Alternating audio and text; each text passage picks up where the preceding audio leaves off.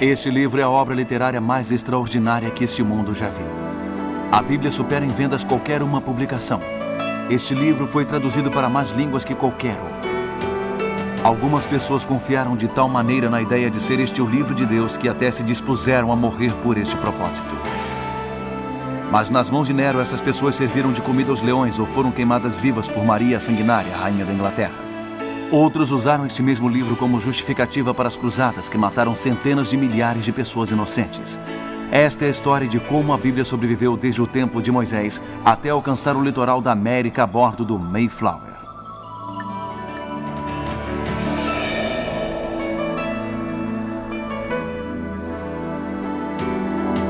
Numa distribuição BV Filmes. O Livro Eterno.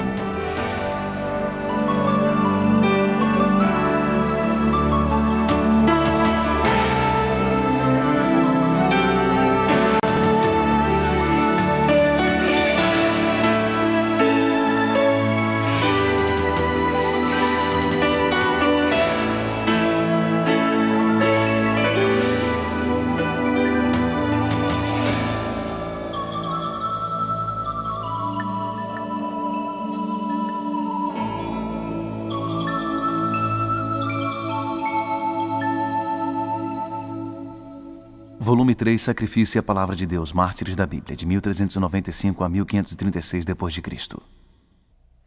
Após a morte de Wycliffe, os seus seguidores consideraram-se aptos a continuar operando independente da Igreja Romana. Eles, por exemplo, acreditavam no sacerdócio de todo e qualquer fiel e acreditavam ser perfeitamente apropriado que lhes fosse permitido administrar os sacramentos sem a autoridade de um bispo. E, além disso, havia um tremendo contraste entre a filosofia de Wycliffe e os sacerdotes romanos. Os seguidores de Wycliffe eram pessoas pobres. Os sacerdotes romanos possuíam uma opulência que os tornavam claramente contrastantes. Quando os wyclifistas saíam para pregar, eles pregavam usando a linguagem do povo. Já um sacerdote romano conduzia os cultos na língua morta do latim. Isto proporcionou aos wyclifistas uma publicidade bem-sucedida. Eles fizeram um sucesso tão grande que um dos críticos disse que se alguém encontrasse dois homens caminhando pela rua, um deles seria um wyclifista. E isto deu a eles uma enorme coragem. Coragem tamanha que eles pregaram cartazes com lemas e insultos em todos os locais públicos. De fato, em 1395, eles fizeram uma solicitação ao parlamento de que eles aboliriam o celibato, a transubstanciação, as preces aos mortos e oferendas às imagens. Na verdade, eles pegaram o livreto escrito por Wycliffe sobre as 12 conclusões e o pregaram em locais públicos como a Catedral de São Paulo e este lugar atrás de mim que vem a ser a Abadia de Westminster.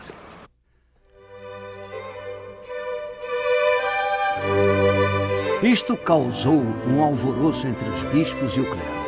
Isto significava uma blasfêmia contra a Igreja. Em 1399, o bispo de York associou-se ao rei Henrique VI. E foi ele quem colocou a coroa sobre a cabeça deste novo rei e disse a ele durante a coroação: para consolidar o trono, concilie o clero e sacrifique os lollardos. Lollardos era um termo ofensivo para os seguidores de Wycliffe, que significava resmungões. Henrique respondeu ao abade: eu serei o protetor da igreja.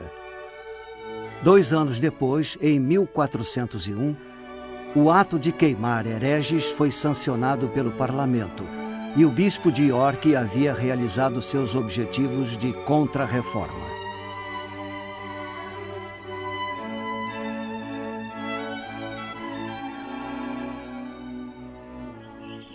Após somente 8 dias da aprovação daquele projeto de lei, eles começaram a acender as fogueiras aqui em Smithfield para que queimassem vivos aqueles com os quais eles não concordavam. O primeiro homem que eles escolheram foi um homem chamado William Sawtrey. E William Sawtrey havia cometido um crime. Ouviu-se dizer que ele adorava não a cruz sobre a qual Cristo morreu, mas o próprio Cristo que morrera sobre a cruz. E por isso arrastaram-no até os recintos da Catedral de São Paulo, rasparam sua cabeça, puseram-lhe um chapéu de leigo e o aviltaram. Depois levaram-no até as autoridades civis para que ele pudesse obter clemência. A clemência que foi dada pelas autoridades civis foi trazê-lo até Smithfield, montar feixes de madeira ao redor de seu corpo e queimá-lo até que ele estivesse morto. E ele foi apenas o primeiro de um enorme e nobre exército de wyclifistas que morreram por sua fé. A qualidade das pessoas perseguidas é exemplificada por Lord Caba. Ele se tornou um discípulo da teologia de Wycliffe.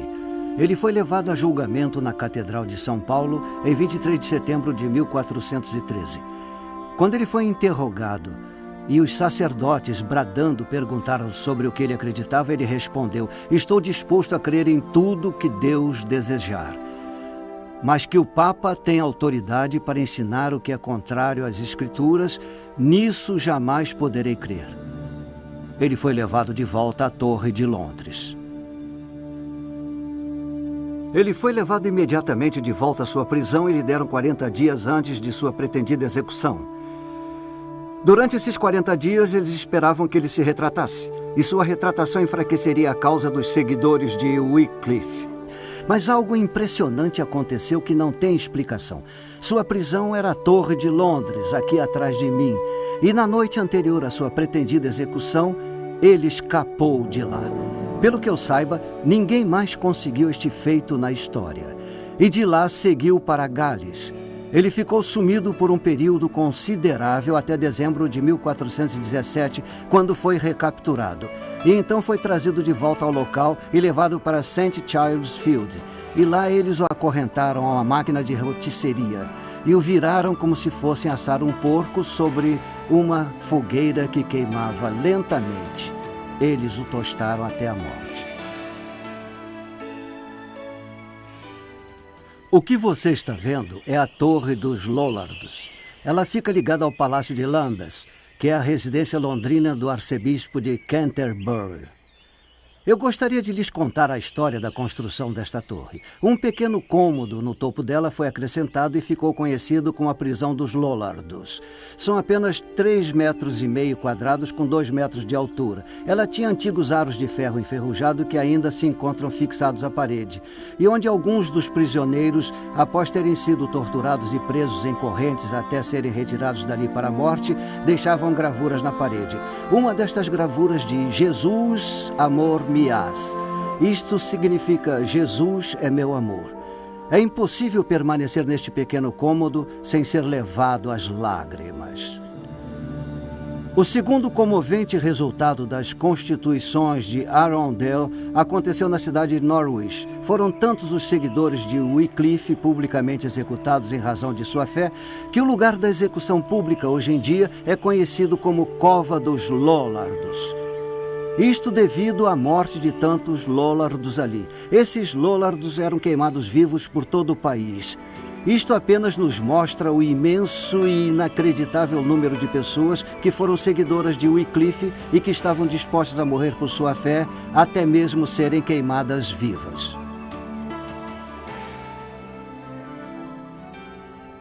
Poucas cruzadas na história humana alcançaram o esmagador sucesso que obtiveram os seguidores de Wycliffe. 125 anos mais tarde, eles eram tão numerosos e ativos quanto haviam sido no tempo em que Wycliffe era vivo. E naquela época, eles começaram uma reforma que literalmente virou a Europa de cabeça para baixo. Uma guilhotina para a inocência, 1456 d.C. Nada ilustra melhor o Renascimento do que esta escultura de Bernini na Piazza Navona. Se eu fosse tentar definir a Idade Média politicamente, eu teria que começar pela queda de Roma e terminar pelo descobrimento da América em 1492. Se eu fosse tentar defini-la religiosamente, eu começaria pela conversão de Constantino e terminaria pela publicação de um Novo Testamento em grego. Mas, independentemente da forma como eu tente definir as margens disto, uma coisa é importante: eu devo fazer uma distinção no meio. Existe uma diferença entre a Idade Média e o Renascimento. E isto ocorreu em 3 etapas. Quando Carlos Magno se tornou imperador do Sacro Império Romano no ano 800 d.C., ele fundou de forma gradativa escolas para treinamento de padres e monges. Ele ordenou que manuscritos e livros, principalmente a Bíblia, fossem copiados com extremo cuidado. A Igreja se tornou a guardiã da educação. O movimento prosperou do século XI ao século XIV e ficou conhecido como escolasticismo. A segunda etapa se concentrou na realização humana. Foi a época dos homens motivados internamente que enfatizavam os valores humanos e pensamentos racionais. Esta filosofia de vida continuou através do século XVI. A terceira etapa que contribuiu para o Renascimento ocorreu em 1453 com a queda de Constantinopla. Mainz, Alemanha.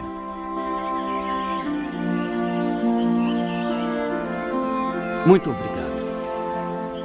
Apenas 3 anos após a queda de Constantinopla, a primeira Bíblia foi impressa aqui na cidade de Mainz. Isto aconteceu em 15 de agosto de 1456. E o homem responsável por trazer isto para nós foi um homem chamado Johannes Gutenberg. Estou sentado do lado de fora de uma cafeteria, com o mercado atrás de mim e a Catedral de Mainz ao fundo. Em direção à esquina fica o Museu Gutenberg. Johannes Gutenberg não herdou este nome de seu pai. Na verdade, ele o adotou do lugar onde sua mãe nasceu. Mas a sua história é uma história de visão e de fracasso. É uma história fascinante e muito triste. Ocorre que a última de suas Bíblias a ser vendida foi vendida na cidade de Nova York por $5,5 milhões. No entanto, a história de sua vida é de sonho e frustração. Com milhões no banco, mas sem os 25 centavos que ele precisava para pegar o táxi e ir até lá buscar. Quando garoto, ele se divertia na oficina de seu pai entalhando separadamente as letras de seu nome em madeira macia. Ele as colocava sobre a mesa de seu pai quando o H caiu dentro de uma tina com tinta púrpura. Ele rapidamente o retirou e o deixou secando sobre um pedaço de papel. A impressão que ficou sobre o papel e em sua mente foi indelével. Foi então que a ideia de uma prensa com tipos móveis nasceu.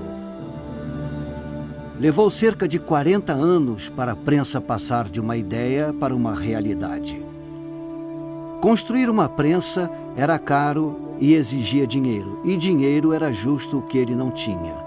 Por volta de 1450, um gráfico chamado Johann Faust investiu no novo empreendimento de Gutenberg. Quando Gutenberg entrou em dificuldades financeiras, Faust adotou procedimentos legais contra ele e aparentemente ganhou a causa, levando a prensa e as ferramentas para sua casa em Mainz. Lá, com auxílio de Peter Schoeffer, eles publicaram vários livros. Não se sabe se a Bíblia foi impressa antes desse processo judicial. Se tiver sido, toda a sua renda, sem dúvida, foi para Faust. Ele morreu em 1468. Estava pobre e foi esquecido. Ele foi enterrado numa pequena igreja franciscana aqui, mas essa igreja foi demolida e outra foi construída em seu lugar. E esta outra foi demolida e já não se pode encontrar seu túmulo hoje. Isso é muito triste, porque pegamos uma página da história humana e um homem que fez uma contribuição tão significante para ela, e a deixamos quase que completamente na irrelevância. Um homem que criou uma máquina que literalmente se tornou uma guilhotina para a ignorância na Idade Média. Ele morreu e foi esquecido. Veja bem, 30 anos após a sua morte, suas máquinas eram vistas em todas as grandes cidades por toda a Europa. Poderíamos ir a qualquer lugar de Roma a Barcelona e encontraríamos suas máquinas. Na cidade de Veneza, por exemplo, havia 150 em uma das oficinas impressoras. Se quiséssemos ir a Wittenberg, existia um homem lá chamado Locke, que antes de morrer havia impresso 100.000 Bíblias. Há um homem chamado William Caxton, que veio para o continente a negócios e, enquanto estava na cidade de Colônia, Ele conheceu o processo de impressão. Ele ficou fascinado. Quando voltou para a Inglaterra, levou uma prensa com ele e a instalou em Westminster. Ele produziu apenas 96 trabalhos separados com 18 mil páginas, mas deixou algo que levou os futuros reformistas a sonharem. E este sonho se tornou realidade. Brincando com Fogo, 1516 d.C. Durante esta retomada de conhecimentos, que ficou conhecida como Renascimento, o grego se tornou a importante língua dos humanistas daquela época. Em 26 de outubro de 1467, uma criança veio ao mundo e se tornaria o maior humanista de seu tempo. Seu pai, que era padre, lhe deu o nome de Erasmo. Seu irmão Peter e ele eram filhos ilegítimos, embora sua mãe e seu pai tenham se casado mais tarde. Ele tinha 8 anos de idade quando teve a oportunidade de educar-se. Ele foi para a escola Irmandade da Vida Comum, numa cidade chamada Deventer, e fez alguns amigos importantes lá, um dos quais viria a se tornar o futuro Papa. Quando ele tinha 11 anos de idade, sua mãe e seu pai morreram com a peste negra. Ele então se tornou interno num convento agostiniano e em 25 de abril de 1492, ele se tornou um monge agostiniano. Ele tinha um dom de escrever poemas, mas para aumentar sua renda, começou a aprender e ensinar grego. Ele foi convidado a estudar grego em Oxford. Foi recebido pela inteligência e conheceu um rapaz de 19 anos cujo nome era Thomas More, futuro chanceler da Inglaterra. Eles se tornaram eternos amigos. More o levou até a escola infantil real para conhecer Henrique, de 9 anos, que seria o futuro rei da Inglaterra, conhecido como Henrique VIII. A todo momento, ele deslumbrava e encantava seus amigos com sua inteligência e sagacidade. Suas amizades costumavam ser influentes em toda a parte, até mesmo com o Papa em Roma. Bruxelas, Bélgica. Não resta dúvida, mas existe um fato ausente na história. Este homem se tornou muito popular, mas o que criou esta popularidade? Sem dúvida nenhuma, foi sua literatura. E foi isso que me trouxe até a cidade de Bruxelas. Estou aqui porque esta é uma casa onde ele viveu e que foi reconstruída na metade do século XV com tijolos de Flandres. E ele não foi a única pessoa importante a viver aqui, pois um amigo seu, que mais tarde se tornara Papa em Roma, também viveu nesta casa. É hoje um museu. E este museu possui a maior coleção particular de seus escritos que é possível encontrar em qualquer lugar do mundo hoje. Quais escritos? Lembra que falamos no início sobre os poemas escritos nos anos de 1490? E depois isso abriu caminho para o Manual do Cristão Militante. Nesta obra, sua intenção não era condenar a Igreja. Ele só queria mostrar a eles que os dogmas e rituais da Igreja eram irrelevantes para a época em que ele vivia. E foi a primeira publicação do tipo feita por uma pessoa famosa. E que reações provocaram! Vejam bem, todos os homens sedentos pela reforma imediatamente o compreenderam, tanto que William Tyndale, por exemplo, a traduziu para o inglês, a imprimiu e a fez circular a seu próprio custo. Depois, lembrem-se que em 1505 ele morava na casa de Sir Thomas More, em Londres, e escreveu seu Elogio da Loucura. Era sua análise da igreja de seu tempo. Ele acreditava que eles eram meros servos ou escravos, como queiram, da própria loucura. Isso incluía reis, bispos, príncipes e até papas. Foi esta a razão pela qual, quando olhamos para algumas destas obras aqui, vemos partes delas incertas e adaptadas. As pessoas que pertenciam à Igreja Católica naquela época estavam preocupadas com o que ele estava fazendo, acreditando que ele estava alimentando o que basicamente dividiria a Igreja. E não resta dúvida quanto a isso, de fato dividiu a Igreja. E desta forma nos levou à mais significante obra que ele escreveu em toda a sua vida. O ano é 1516. Ele havia começado a fazer sua tradução do Novo Testamento em grego anteriormente e terminou quando era professor no Queen's College, em Cambridge. E aquela torre chamada Torre de Erasmo é dedicada a ele porque esse foi o lugar onde ele terminou seu trabalho de tradução. Depois ele agrupou em uma página, por exemplo, dividida em 2. Em uma metade ele colocou o texto em grego e na outra metade ele colocou suas traduções em latim. E então ele dedicou todo o seu trabalho ao Papa Leão X. Isto em parte lhe assegurou ao menos a aparente simpatia da Igreja e garantiu a ele a permissão de vender o produto. Infelizmente ele foi banido em vários países quase de imediato. Mas sabe o que aconteceu? Ele caiu no chão feito uma semente. Não há outra maneira de descrever, pois Martinho Lutero passou os olhos naquilo e resolveu que poderia traduzir aquele grego para o alemão de sua época e deu a Bíblia aos alemães. Foi exatamente o que Zwingli e Calvino fizeram pelas pessoas que viviam na Suíça, e a mesma coisa que William Tyndale fez pelas pessoas que viviam na Inglaterra. E depois ela sofreu acréscimos. Foi no 4º e 5º suplementos, segundo Philip Schaff, historiador da Igreja, que se tornou o Textus Receptus. E caso não esteja familiarizado com este termo, este é o documento que os tradutores da versão da Bíblia King James em 1611 usaram como referência para a sua tradução. Não, antes de concluir, preciso admitir, Erasmo não teve a intenção de dividir a Igreja.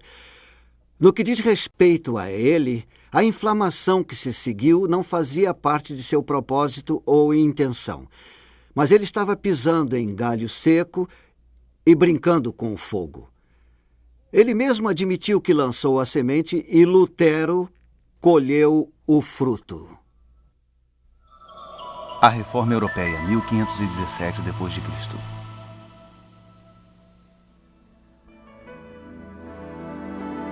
Um homem está acima de todos os outros quando se fala em reforma protestante, Martinho Lutero.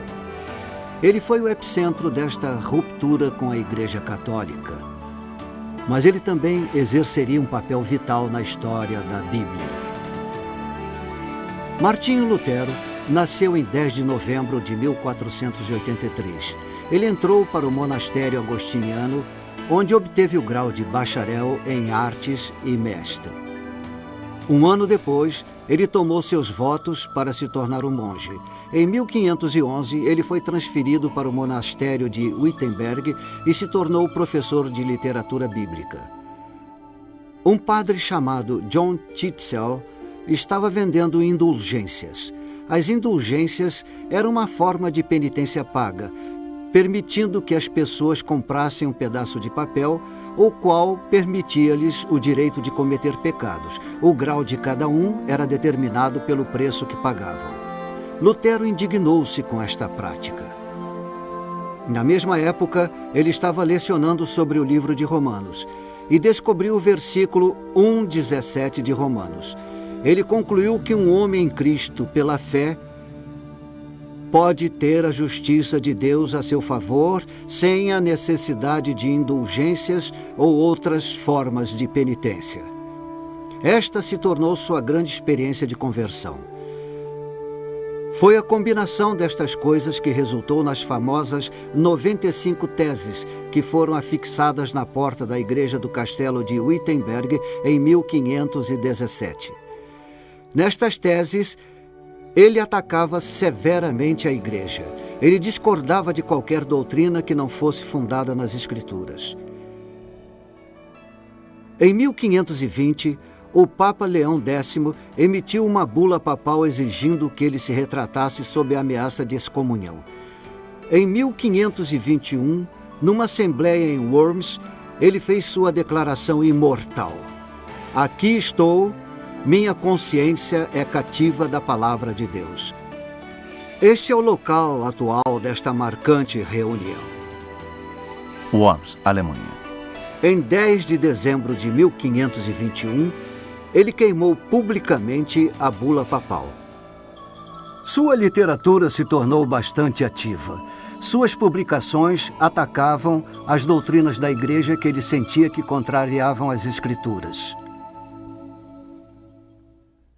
Eu me encontro numa sala onde este homem viveu. Ele atravessava esta porta, ele caminhava por este piso de madeira, ele se aquecia naquela fornalha.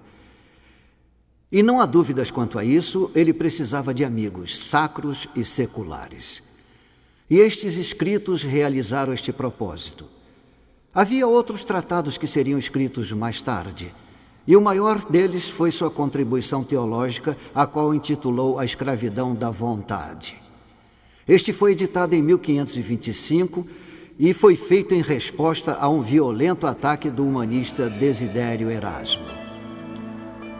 Nesse mesmo ano, quando ele tinha 42 anos de idade, houve uma revolta de camponeses e ele teve que redigir uma negativa de ligação.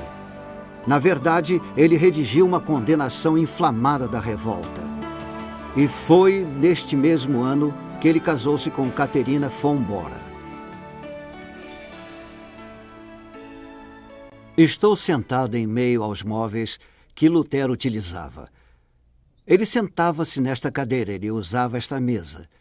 Se houvesse convidados em sua casa, era desta mesa que ele conduzia suas preces noturnas. E não há dúvidas de que ele foi um reformador. Um rebelde é uma pessoa que tenta mudar o passado. Um reformador é uma pessoa que tenta mudar o futuro. E qualquer reformador religioso sabe que não se pode afetar sucessivas gerações a menos que se forneça a elas uma Bíblia em sua própria língua.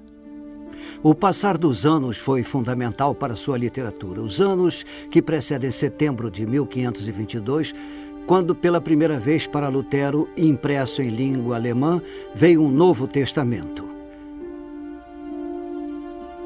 Sua obra mais importante foi a tradução da Bíblia alemã. Foi uma tradução do Novo Testamento em grego de Erasmo. Em sua classificação, Hebreus, Tiago, Judas e Apocalipse foram postos no final da publicação como não canônicos. Ele não acreditava que eles pudessem ter sido diretamente inspirados por Deus. Durante os primeiros 14 anos da conclusão daquela Bíblia, ela, ou partes dela, passaram por 377 edições. Ele ensinou ao mundo como protestar contra os maus procedimentos dos papas e potentados daquela época. E não apenas protestou, mas tornou isto permanente. E ele conseguiu isso oferecendo uma Bíblia na linguagem que todos entendiam. Lutero não foi o único campeão da reforma europeia. Huldrych Zwingli foi responsável por traduzir a Bíblia de Zurique para o povo da Suíça. Se o luteranismo nasceu em Wittenberg, então o presbiterianismo nasceu em Genebra. João Calvino foi o mais notável pioneiro desta reforma. Ele era incomparável na área da teologia. Os outros reformistas escreveram e questionaram doutrinas, mas não na dimensão e profundidade características de Calvino. Ele também construiu a única universidade para a formação de ministros reformados e fez de Genebra a capital do movimento reformado. Calvino governou Genebra com pulso forte. Agora era a vez dos protestantes perseguirem. Ocorreram 58 execuções. De fato, 34 mulheres foram queimadas sob suspeita de propagar a praga por meios de magia. Genebra se tornou a Roma do protestantismo para cerca de 6.000 refugiados da Inglaterra, Escócia e França.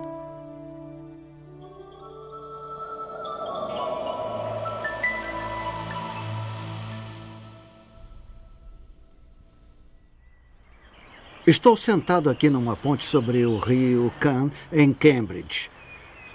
Estou pensando em alguns grandes rios, os quais não temos certeza de onde ficam suas fontes. E assim como ocorre com os rios, ocorre também com os grandes movimentos. Não há dúvida, quando se fala em reforma, pensamos na Alemanha e automaticamente pensamos em Martinho Lutero. Na Suíça é Huldrych Zwingli, ou então João Calvino. Na Escócia é John Knox. Mas na Inglaterra, a fonte deste movimento foi certamente o Livro Eterno. Não resta dúvidas para nós de que houve certas personalidades que ajudaram-no a seguir firme em seu progresso. E se tentarmos encontrar a personalidade que deu início a tudo, provavelmente é um homem chamado Thomas Bilney. Bilney nasceu na cidade de Norwich por volta de 1495. Ele era aluno do Trinity Hall em Cambridge, especializando-se no campo de direito canônico. 2 fatores provocaram um desequilíbrio na vida de Bilney. Primeiro, a vida religiosa de Bilney era inútil e improdutiva. Jejuns, vigílias e indulgências o deixaram sem dinheiro, sem saúde e com o coração vazio. Segundo, o Novo Testamento em grego de Erasmo cruzou o seu caminho. Publicado no ano anterior, ele havia sobrevivido à proibição em lista negra imposta a ele e era conhecido por fazer parte da subcultura religiosa de Cambridge. Uma noite, ele saiu e comprou uma cópia do Novo Testamento em grego de Erasmo no mercado negro. Ele chegou nas palavras de Paulo no versículo 1,15 de Timóteo, que dizia que Cristo veio ao mundo para salvar os pecadores, dos quais ele era o principal. Estas palavras acertaram em cheio seu coração. Naquele momento, ele passou a crer no Cristo daquelas páginas. A dúvida deu espaço para sua segurança, e uma alegria efervescente dominou seu coração. Ele tinha que dividir sua recém-descoberta fé com os outros. Ele escolheu o The White Horse Inn como campo onde plantar sua semente. Era um bar onde os superiores acadêmicos de Cambridge se reuniam e discutiam assuntos proibidos na sala de aula. Tinha o apelido de Pequena Alemanha, por serem discutidos muitos dos escritos de Lutero. Bilney levou seu Novo Testamento para a mesa de debates. O resultado foi avassalador. A notícia se espalhou por Cambridge e começou a atrair notáveis conferencistas da universidade. Mas estes homens estavam sendo convertidos pela revelação contida no Novo Testamento de Bilney. Deste pequeno grupo de homens, futuramente sairiam 2 arcebispos e 8 mártires. Mas dentre estes nobres acadêmicos, havia um jovem chamado William Tyndale.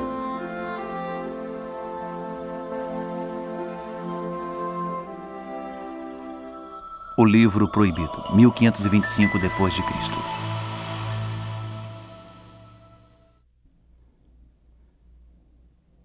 Tyndale não era um estudante comum. Nascido em 1494, sabemos que ele recebeu seus diplomas em 1515 do Magdalen Hall em Oxford. Nesta época, Thomas Wolsey, o arcebispo de York, estava travando um ataque geral aos reformadores. De fato, em 1517, num pequeno parque em Coventry, 5 homens e 2 mulheres foram julgados por heresia. A acusação foi de que eles estavam ensinando a seus filhos a prece do Senhor e os 10 mandamentos em inglês. Eles foram considerados culpados e queimados vivos em praça pública. Wolsey também foi implacável em sua busca por livros proibidos em Oxford. A influência dos Lollardos ainda era fortemente sentida em Oxford, e Wolsey procurou destruir cada livro proibido no qual ele pusesse as mãos. Quando Tyndale ouviu falar da fraternidade White Horse Inn de Bilney em 1519, ele trocou Oxford pela mais tolerante Cambridge e associou-se a este grupo reservado de estudos da Bíblia.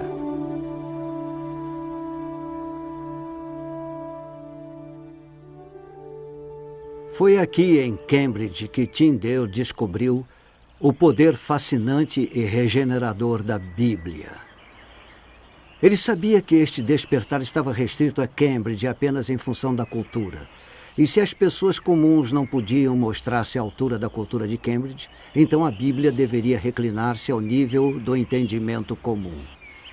E assim, a tarefa de sua vida e a causa de sua morte foi traduzir a Bíblia para a linguagem do homem comum. Ele era um excelente erudito em grego e era também um grande debatedor das Escrituras. Um certo clérigo provocou Tyndale dizendo: melhor viver sem a lei de Deus do que a do Papa. Tyndale retrucou: eu desafio o Papa e todas as suas leis. Se Deus poupar minha vida por muitos anos, farei com que o menino que conduz o arado saiba mais sobre as Escrituras do que você. Aos 30 anos, ele decidiu que a missão de sua vida seria traduzir a Bíblia para o inglês. Talvez ele nunca tenha imaginado que este projeto, mais tarde, lhe renderia o título de o pai da Bíblia inglesa. Ele se tornou empregado da família de John Walsh de Little Sudbury Manor, nas colinas de Cotswold, perto de Bristol, a área de sua origem.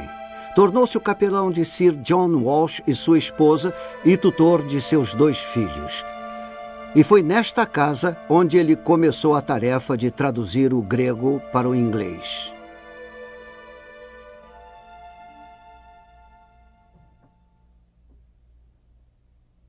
Este pequeno sótão era o quarto particular de William Tyndale, enquanto ele trabalhou para a família Walsh. Aqui ele dormia, aqui guardava seus livros e aqui estudava.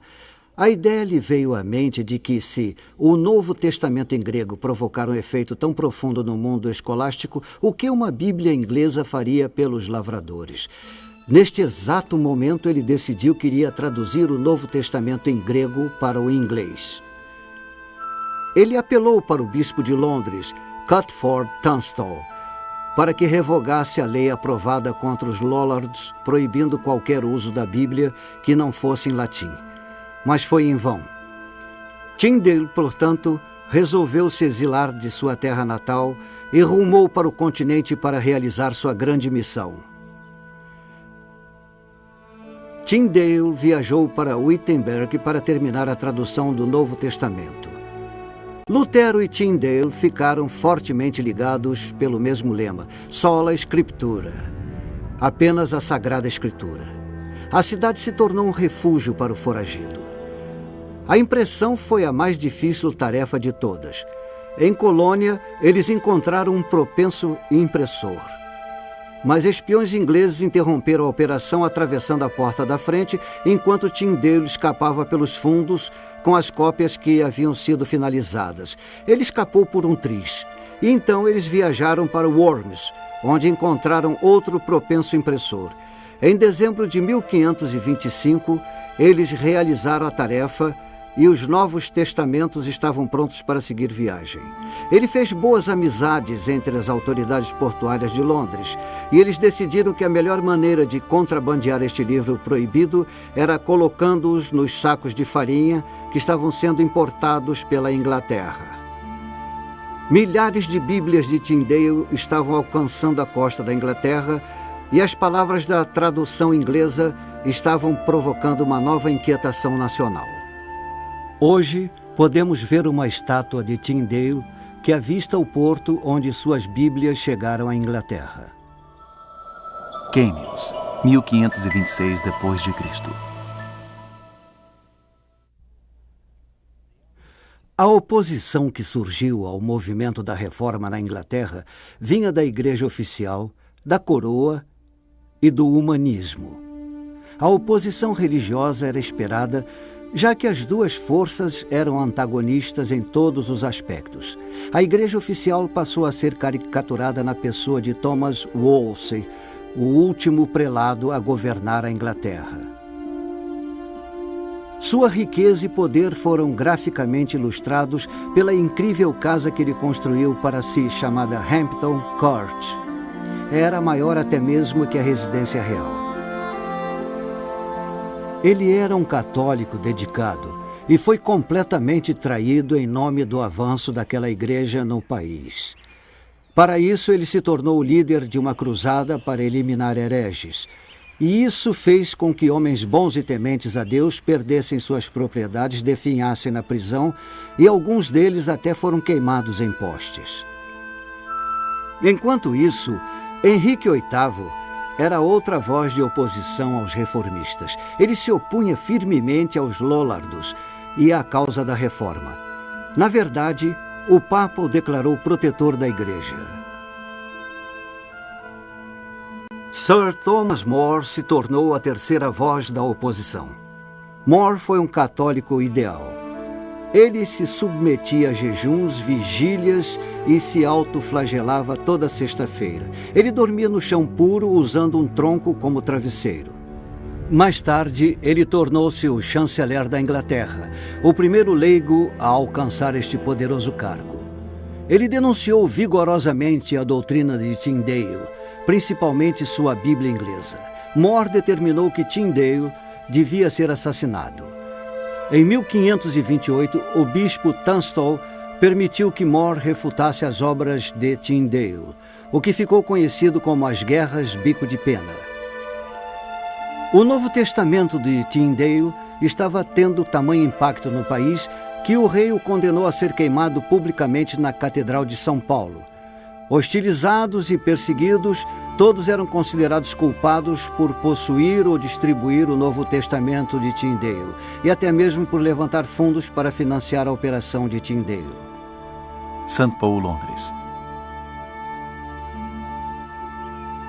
Foi Tunstall quem autorizou Augustine Peckham, um mercador que fazia muitos negócios na Antuérpia, a atravessar o continente, comprar todas as Bíblias que pudesse encontrar, trazê-las de volta aqui para a Catedral de São Paulo e queimá-las publicamente.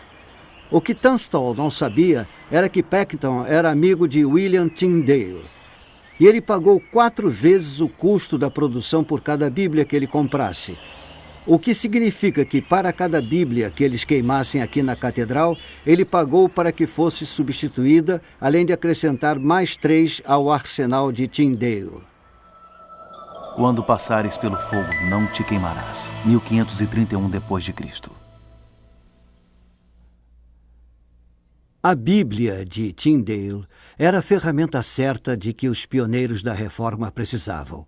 Bilney, que foi quem deu início a esta revolução, sem dúvida contou com este precioso livro. Mas em 1527 ele foi preso enquanto pregava em Ipswich. Ele foi posto numa cela na Torre de Londres, mas deixaram a porta aberta. E foi um verdadeiro jogo de gato e rato. Eles deixavam seus amigos entrarem e saírem para tentar dissuadi-lo de se tornar um mártir, e conseguiram. Em 7 de setembro de 1527, ele assinou um juramento. E o dia seguinte foi um domingo. Ele foi levado naquela manhã por via pública desde a Torre de Londres até a Catedral de São Paulo. Quando chegou aqui, ele ouviu um sermão o qual denunciava sua heresia, e neste exato local havia uma pilha das Bíblias de Tyndale, e sua tarefa foi acender o fogo e queimar as Bíblias. Esse fato despedaçou sua alma, perturbou seu espírito. Ele chegou à conclusão de que seria preso novamente. Em Norwich, em 1531, isto foi concretizado.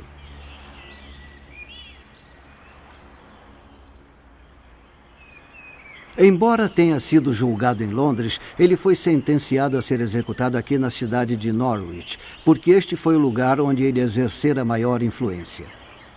E ele passou sua última noite vivo, em 8 de agosto de 1531, em sua cela úmida e escura que fora construída em 1407. Havia uma mesa onde ele estava sentado fazendo sua última refeição, do outro lado daquela coluna.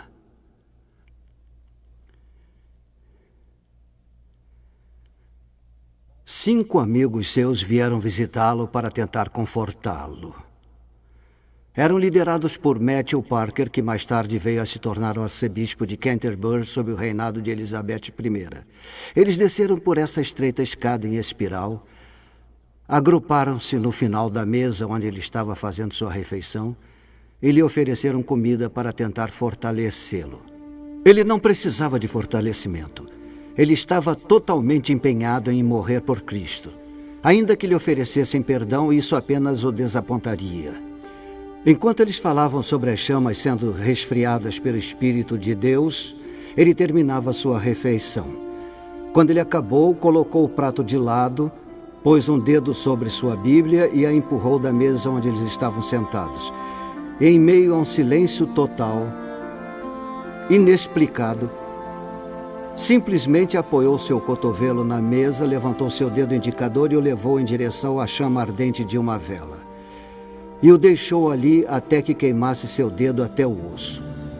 Enquanto eles assistiam em silêncio, ele apontou para a Bíblia aberta ao seu lado na mesa e leu a passagem que acabara de ler anteriormente em Isaías 43, versículo 2.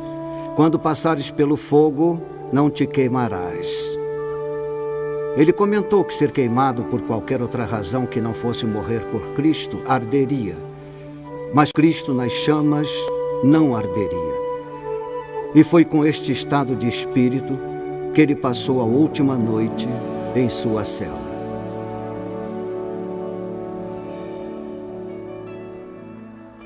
Quando o levaram da cela, cruzaram a Bishop's Bridge, e ele correu para abraçar o poste e agradeceu a Deus pelo privilégio de ter uma segunda oportunidade de morrer por Cristo. Ele foi um nobre exemplo aos seus contemporâneos. Primeiro, ele ensinou aos reformistas como viver por Cristo, e depois os ensinou como morrer por ele.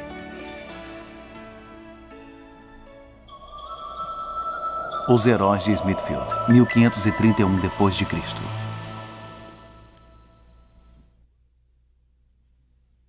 Quando as pessoas eram decapitadas, geralmente nobres, isto costumava ser feito em Tower Hill.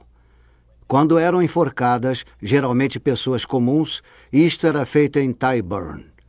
Quando eram queimadas por crimes religiosos, isto era feito em Smithfield.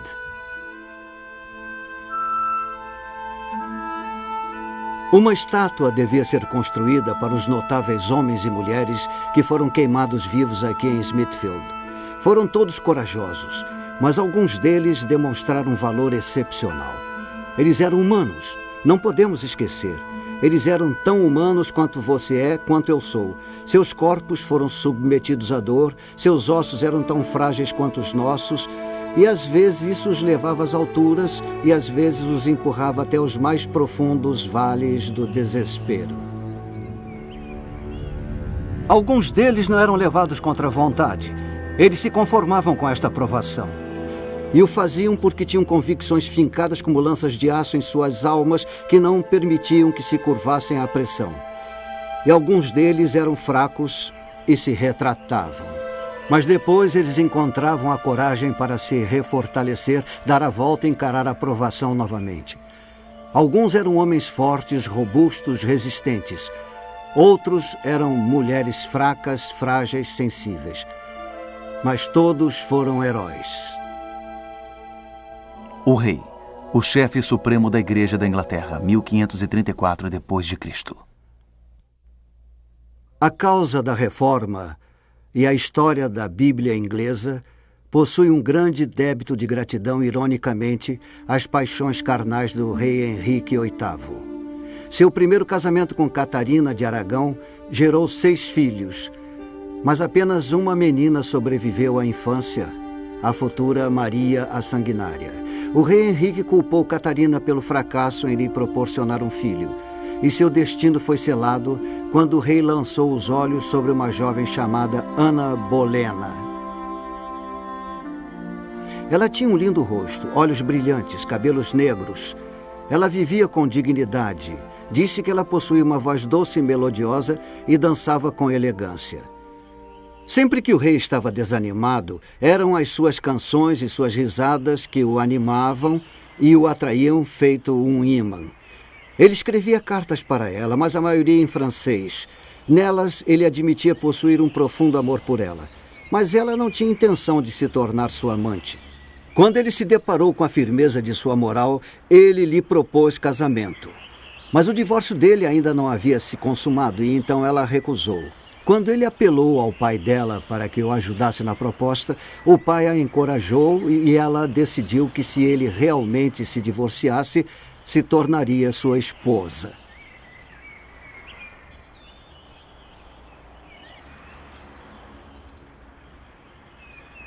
É preciso considerar que o divórcio de Catarina, seguido de uma rainha protestante, era equivalente a uma ruptura com Roma. O cardeal Wolsey podia pressentir a calamidade. Ele foi incapaz de convencer o rei de que não devia pedir o divórcio, e igualmente incapaz de convencê-lo de que não devia se casar com Ana. E tornou-se inevitável, com a lei da gravidade, que isso significaria sua ruína. Um historiador colocou, e acho que colocou muito bem, ele disse que 1000 Wolseys não valeriam por uma Ana Bolena. Quando o Papa, por várias razões políticas, não concedeu o divórcio, Wolsey percebeu que havia perdido sua influência e o rei o substituiu por Sir Thomas More. O rei, aborrecido pela igreja não ter lhe concedido o divórcio de Catarina, tomou uma grandiosa decisão que romperia sua relação com Roma. Em 1534, o parlamento sancionou um ato designando o rei como o único e supremo chefe da Igreja da Inglaterra. Sir Thomas More não poderia aderir a esta decisão. Ele foi preso e posto na torre. Ele passou um ano lá e recusou-se retratar. Em razão disso, ele ficou conhecido como homem para todos os tempos. Ele foi levado a julgamento por alta traição e 7 dias depois foi executado do lado de fora da torre. Um homem chamado Thomas Cranmer desempenharia um papel significante no decorrer da história do livro eterno. Em 1533, ele foi consagrado arcebispo de Canterbury. Ele apoiava as decisões do rei. Foi ele quem declarou nulo o casamento com Catarina. Em 1º de junho de 1535, Cranmer coroou Ana Bolena como rainha e se tornou padrinho de sua filha, a futura Rainha Elizabeth.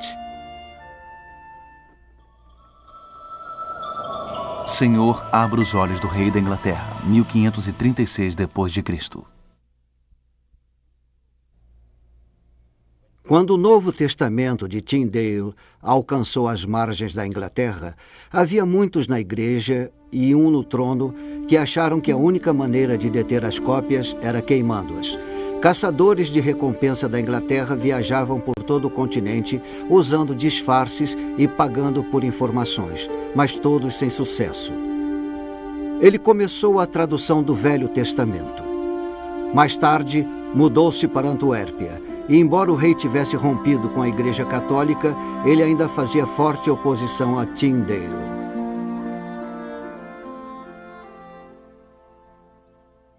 Tyndale logo aprendeu como era ser a raposa solta no campo, cercado por cães de caça.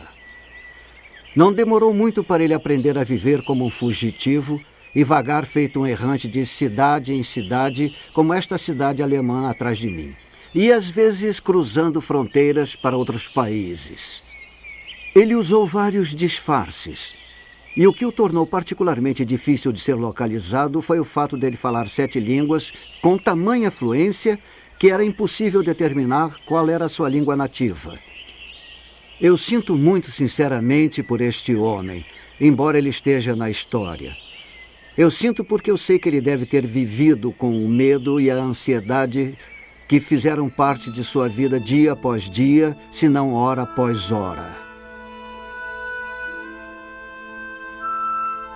Em 1535, enquanto ele estava na Antuérpia, Henry Philips, posando de amigo, delatou a identidade do reformador.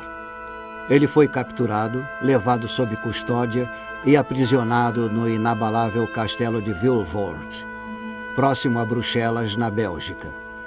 Ele foi considerado culpado de sacrilégio, mas foi só na sexta-feira, 6 de outubro de 1536, que o levaram para que fosse executada sua pena de morte. Este monumento comemora este fato histórico. Foi somente na sexta-feira, 6 de outubro de 1536, que o levaram de sua cela para o local da execução pública. Não houve incerteza, não houve arrependimento, não houve hesitação. Quando o levaram para o poste contra o qual ele seria acorrentado e queimado vivo, ele percebeu que houve uma grande importância naquilo tudo.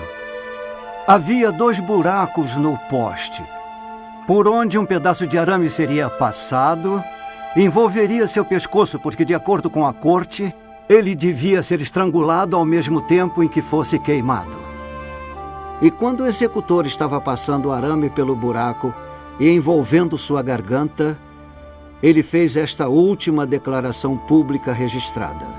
E sua declaração foi em forma de prece: Senhor, abra os olhos do rei da Inglaterra.